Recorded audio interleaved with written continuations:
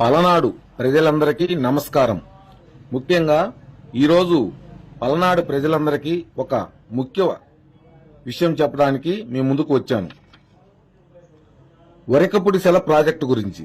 అసలు ఈ వరికపుడిసెల ప్రాజెక్టు అంటే ఏమిటి, దీనివల్ల ఉపయోగాలేమిటి, ఈ వరికపుడిసెల ప్రాజెక్టు మనకి ఎందుకు అవసరం అనే దాని గురించి మీ ముందుకు కొన్ని నాకు తెలిసిన విషయాలు తీసుకొస్తాను.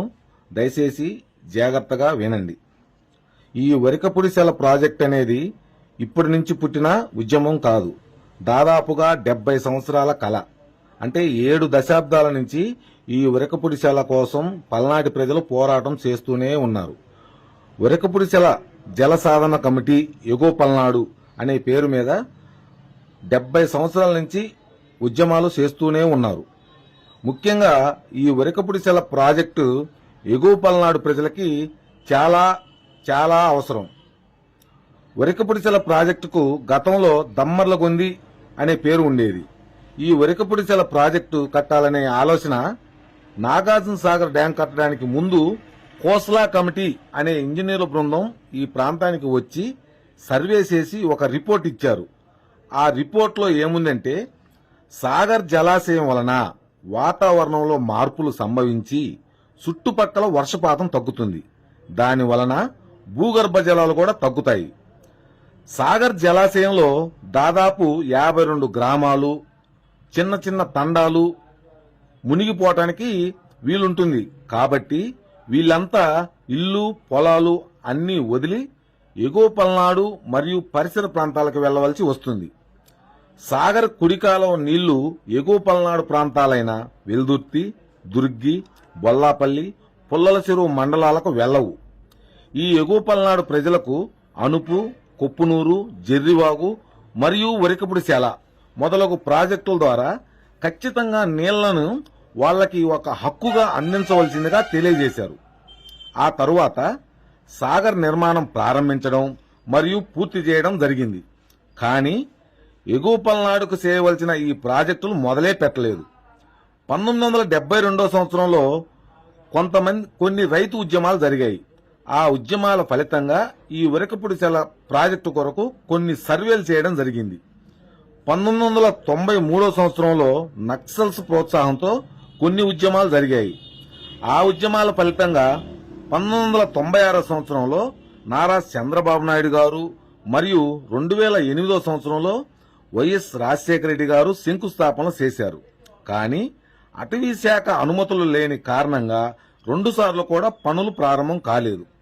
2017 నుండి నేటి వరకు ప్రజల ఉద్యమాలు జరుగుతూనే ఉన్నాయి.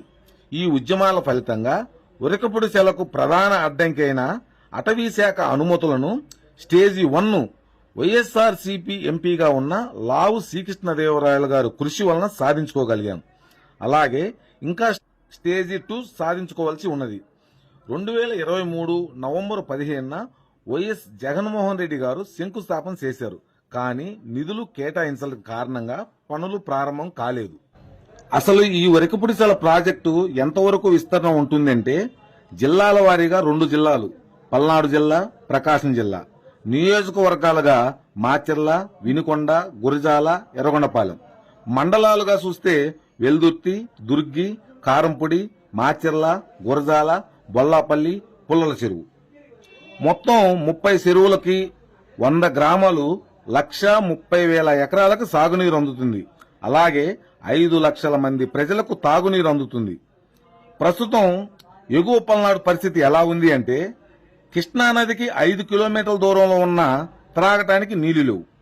భూగర్భ జలాలు అడిగిండిపోయాయి. దాదాపు 1,500 అడుగుల లోతులో బోర్లు వేసినా నీళ్లు పట్టం లేదు. పంటను కాపాడుకోవాలనే ప్రయత్నంలో రైతులు బోర్ల మీద బోర్లు వేసి అప్పులు పాలై ఆత్మహత్యలు చేసుకుంటున్నారు. మరికొందరు రైతులు ఎగువ పల్నాడులోని నీటి సమస్య వలన వలసలు వెళ్లిపోతున్నారు. ఈ పరిస్థితి ఇలాగనే కొనసాగితే మరికొద్ది సంవత్సరాల్లోనే ఈ ఎగువ పల్నాడు ఎడారిగా మారే పెను ప్రమాదం పొంచి ఉంది.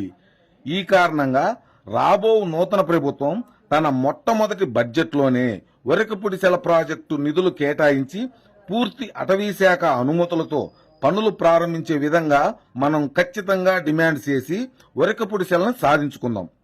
పార్టీలకు అతీతంగా మనమందరం ఐక్యంగా కలిసి పోరాడదాం. ఈ పోరాటంలో రైతులు, యువకులు, ఉద్యోగ ఉపాధ్యాయులు, కార్మికులు మరియు అన్ని ప్రజా సంఘాల నాయకులు, కార్యకర్తలు కలిసి నడుస్తారని, ఈ పోరాటంలో భాగస్వాములై విజయాన్ని సాధించే వరకు మిశ్రమించరాదని పల్నాడు ప్రజలందరికీ తెలియజేసుకుంటున్నాము.